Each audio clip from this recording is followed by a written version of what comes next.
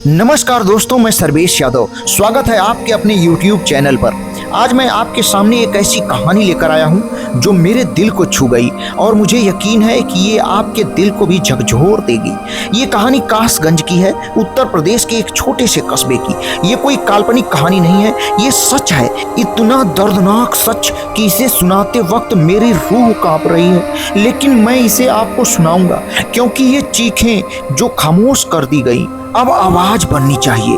तो मेरे साथ बने रहिए और इस कहानी को आखिरी सांस तक सुनिए, क्योंकि ये सिर्फ एक लड़की की कहानी नहीं है, ये हमारी बहनों, बेटियों और हमारी जिम्मेदारी की कहानी है। यह है कासगंज की हजारा नहर, एक ऐसी जगह जहां लोग अपने परिवार के साथ पिकनिक मनाने आते हैं, बच्चे हंसते खेलते हैं और प्रेमी जोड़े अपने सपनों को बुनते हैं। लेकिन ये वही जगह है जहां एक दिन एक लड़की के सपने चूर चूर हो गए। उसका नाम था, मान लीजिए, अंजलि। मैं उसका असली नाम नहीं लूंगा क्योंकि उसकी इज्जत मेरे लिए सबसे ऊपर है, लेकिन उसकी कहानी, उसका दर्द और उसकी हिम्मत वो मैं आपको जरूर सुनाऊंगा। अंजलि 20 साल की थी, एक साधारण सी लड़की जिसके सपने आसमान छूना चाहते थे। वो एक स्कूल टीचर बनना चाहती थी। उसकी आंखों में चमक थी, होठों पर मुस्कान और दिल में अपने मंगेतर राहुल के लिए बेपनाह प्यार। राहुल 22 साल का मेहनती लड़का जो अंजलि के लिए कुछ भी करने को तैयार था। दोनों की सगाई हो चुकी थी और वो उस दिन हजारा नहर के किनारे आए थे, बस एक छोटा सा पल बिताने, हंसने, बातें करने, अपने भविष्य के सपने बुनने। अंजलि ने राहुल से कहा, मैंने सपना देखा कि मैं बच्चों को पढ़ा रही हूँ, मैं उन्हें दुनिया दिखाना चाहती हूँ। राहुल ने हंसते हुए जवाब दिया, तो मैं कहाँ था? अंजलि ने शर्माते हुए कहा, तुम स्कूल के बाहर मोटरसाइकिल पर मेरा इंतजार कर रहे थे। दोनों हंसे। उस पल में बस प्यार था, मासूमियत थी और एक खूबसूरत भविष्य की उम्मीद। लेकिन दोस्तों, जिंदगी हमेशा वैसी नहीं होती जैसा हम चाहते हैं। और फिर वो पल आया जिसने सब कुछ बदल दिया। 8 लोग, 8 दरिंदे वो बाइकों पर आए जैसे शिकार की तलाश में भेड़िए। उनके चेहरों पर न हया थी न इंसानियत, बस एक वहशीपन। अंजलि और राहुल ने उन्हें देखा। अंजलि ने राहुल का हाथ पकड़ा और कहा, राहुल, ये लोग कौन हैं? राहुल ने उसे तसल्ली दी, कुछ नहीं, चल हम चलते हैं। लेकिन वो जा न सके। मैं ये कहानी सुनाते वक्त ठहर रहा हूँ क्योंकि अगला हिस्सा इतना दर्दनाक है कि मेरे शब्द कांप रहे हैं। लेकिन मैं रुकूंगा नहीं क्योंकि अंजलि की चीखें खामोश नहीं रहनी चाहिए। उन दरिंदों ने राहुल को घेर लिया, उसे बेरहमी से पीटा। उसका चेहरा लहूलुहान हो गया, लेकिन वो चीखता रहा, अंजलि को छोड़ दो। लेकिन वो रुके नहीं। अंजलि को वे सब एक सुनसान जगह ले गए। राहुल की चीखें बाहर गूंज रही थी और अंजलि की सांसें अंदर थम रही थी।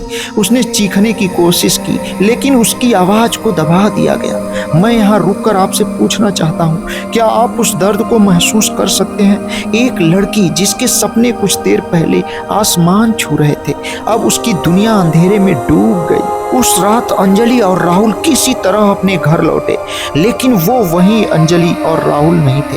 अंजलि की आंखों की चमक गायब थी, वो चुप थी, खाना नहीं खाती थी, बोल नहीं सकती थी। राहुल अपराध बोध से जूझ रहा था, वो बार बार खुद को कोस रहा था, मैं उसे बचा क्यों न सका? दोस्तों, ये दर्द सिर्फ अंजलि और राहुल का नहीं था, ये उस माँ का दर्द था जिसने अपनी बेटी को टूटते देखा। निर्मला, अंजलि की माँ, एक साधारण औरत जिसका बस एक ही सपना था, अपनी बेटी की शादी देखना, उसे खुश देखना। लेकिन जब उसने अंजलि को उस हाल में देखा, उसका दिल टूट गया। उसने अंजलि से पूछा, बेटी क्या हुआ है, सच बताओ। अंजलि चुप रही, लेकिन एक रात वो टूट गई। अंजलि ने रोते हुए कहा, माँ, वे लोग, उन्होंने मेरे साथ राहुल के सामने। वो आगे कुछ न बोल सकी। निर्मला ने अपनी बेटी को गले लगाया। उसकी आंखों में आंसू थे, लेकिन गुस्सा भी था। उसने ठान लिया, मेरी बेटी का हक कोई नहीं छीन सकता। लेकिन दोस्तों, यहाँ से कहानी और मुश्किल हो जाती है, क्योंकि समाज जिसे हम अपना कहते हैं, वो अक्सर पीड़ित को ही कटघरे में खड़ा करता है। निर्मला जब कासगंज पुलिस थाने पहुंची तो उसे सुनने वाला कोई नहीं था। निर्मला ने कांपती आवाज में कहा, साहब, मेरी बेटी के साथ रेप हुआ है। 8 लड़कों ने हजारा नहर के पास। लेकिन कांस्टेबल ने उदासीनता से जवाब दिया, सबूत है, देर क्यों की? निर्मला चीख पड़ी, मेरी बेटी का दर्द सबूत नहीं। उसकी आवाज थाने में गूंजी, लेकिन शुरू में कोई सुनने को तैयार नहीं था। लेकिन हर अंधेरे में एक रोशनी जरूर होती है, और उस रोशनी का नाम था इंस्पेक्टर राधिका। एक ऐसी पुलिस वाली जिसने सिर्फ अपनी ड्यूटी नहीं निभाई बल्कि इंसानियत को जिंदा रखा। राधिका ने निर्मला की बात सुनी। उसने कहा, माता जी, आपकी बेटी का मेडिकल होगा, मैं इस केस को आखिरी सांस तक लड़ूंगी। राधिका ने जांच शुरू की। उसने हजारा नहर के आसपास के सीसीटीवी चेक किए, स्थानीय लोगों से पूछताछ की, लेकिन ये इतना आसान नहीं था, क्योंकि उन 8 दरिंदों में से कुछ बड़े रसूखदार लोग थे, कुछ तो नेता थे। एक का बाप स्थानीय नेता था, दूसरा पुलिस के कुछ लोगों का जानने वाला था। लेकिन राधिका ने हार नहीं मानी, और फिर एक दिन राधिका को एक फोन मिला। उस फोन में एक वीडियो था, वो वीडियो जो उस रात की सच्चाई बयान करता था। मैं उस वीडियो का जिक्र यहाँ ज्यादा नहीं करूंगा, क्योंकि वो दर्द फिर से जीने जैसा है।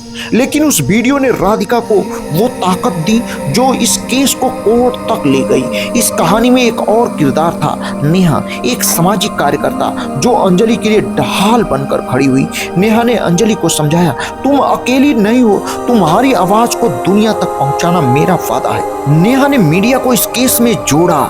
सोशल मीडिया पर जस्टिस फॉर अंजलि ट्रेंड करने लगा, लोग सड़कों पर उतरे। लेकिन दोस्तों, ये जीत आसान नहीं थी, क्योंकि जब भी कोई लड़की अपनी आवाज उठाती है, समाज का एक हिस्सा उसे चुप कराने की कोशिश करता है। गांव में अफवाहें फैली, लोग कहने लगे, अंजलि वहां क्यों गई थी, उसने ऐसा कपड़ा क्यों पहना था। अंजलि ये सब सुनती और टूट जाती। उसने एक दिन अपनी माँ से कहा, माँ, मैं क्यों जी रही हूँ? लेकिन निर्मला ने हार नहीं मानी। उसने कहा, तू मेरी शेरनी है, तुझे जीना है, तुझे दुनिया को दिखाना है कि सच की जीत होती है। इस प्रकरण में कठोरतम वैधानिक कार्रवाई कासगंज पुलिस के द्वारा की जा रही है। पुलिस ने सभी 8 आरोपियों को गिरफ्तार कर लिया है। आरोपियों के फोन में लड़की का वीडियो भी मिला है। 8 में एक आरोपी अखिलेश सिंह उर्फ गब्बर भारतीय जनता पार्टी का करीबी बताया जा रहा है। विधायक और पूर्व सांसदों के साथ उसकी तस्वीरें सोशल मीडिया पर भी वायरल हो रही हैं। इस घटना पर कांग्रेस नेता सुप्रिया सिन्हा की भी प्रतिक्रिया आई है। उन्होंने आरोपी का वीडियो शेयर करते हुए एक्स पर लिखा, उत्तर प्रदेश के कासगंज में अपने मंगेतर के साथ बाहर गई लड़की का 8 लोगों ने रेप किया था। उनमें से एक बीजेपी का युवा नेता अखिलेश प्रताप सिंह है। यह पढ़कर दुख हुआ, लेकिन हैरानी बिल्कुल नहीं। इस मामले में आगे जो भी अपडेट आएगा, दोस्तों, मैं इस कहानी को सुनाकर किसी की भावनाओं को ठेस नहीं पहुंचाना चाहता हूं। मेरा उद्देश्य है कि आप सभी लोग सुरक्षित रहें और अपने सुरक्षा का विशेष ध्यान दें, और अपने बच्चों का भी ख्याल रखें। हर जगह कुछ दरिंदे छुपे हुए हैं जिनसे हम लोगों को बचना है, अपने बच्चों को बचाना है और अपने बच्चों के भविष्य को संवारना है। इसी के साथ मैं इस वीडियो को समाप्त करता हूं। मुझे उम्मीद है कि मेरा वीडियो आपको बहुत पसंद आया होगा और आप सुरक्षित रहेंगे। इसी के साथ आप सभी लोगों को मेरा प्रणाम, नमस्कार। मैं सर्वेश यादव। यदि वीडियो पसंद आया है तो इसे लाइक करें और मेरे इस चैनल को सब्सक्राइब करें। वीडियो देखने के लिए आप सभी लोगों को दिल से धन्यवाद।